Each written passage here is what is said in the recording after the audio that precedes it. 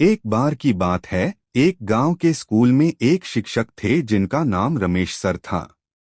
वे बहुत ही ज्ञानवान और समझदार शिक्षक थे।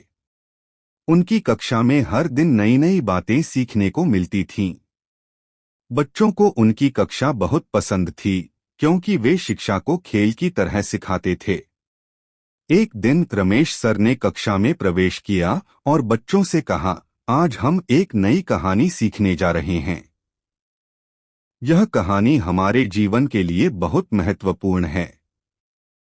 शिक्षक ने बच्चों को कहानी सुनानी शुरू की, लेकिन तभी एक छात्र, जिसका नाम राहुल था, खड़ा हो गया और बोला, सर, मुझे कुछ समझ नहीं आ रहा। आप हमें यह कहानी क्यों सुना रहे हैं?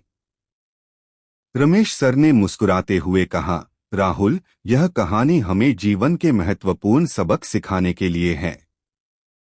हर कहानी में कोई न कोई सीख छिपी होती है। अब तुम बैठो और ध्यान से सुनो। राहुल बैठ गया, लेकिन उसके चेहरे पर असंतोष झलक रहा था।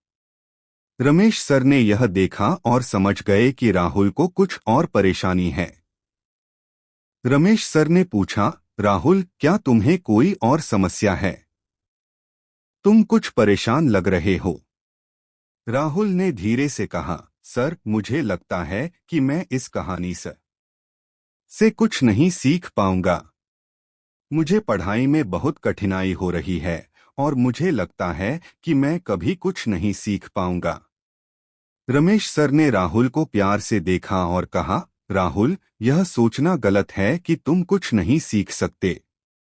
हर किसी को कभी न कभी कठिनाई होती है, लेकिन हमें हार नहीं माननी चाहिए।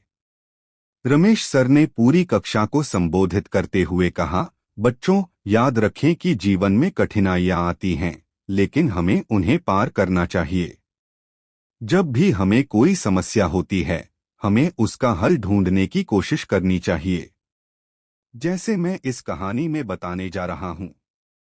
उन्होंने फिर से कहानी शुरू की और इस बार राहुल ने ध्यान से सुना।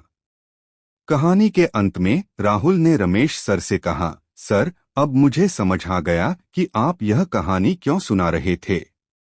यह हमें सिखाता है कि हमें कभी हार नहीं माननी चाहिए और हमेशा प्रयास करना चाहिए। रमेश सर ने राहुल की पीठ थपथपाई और कहा, बिल्कुल सही, राहुल। यही तो मैं सिखाना चाहता था।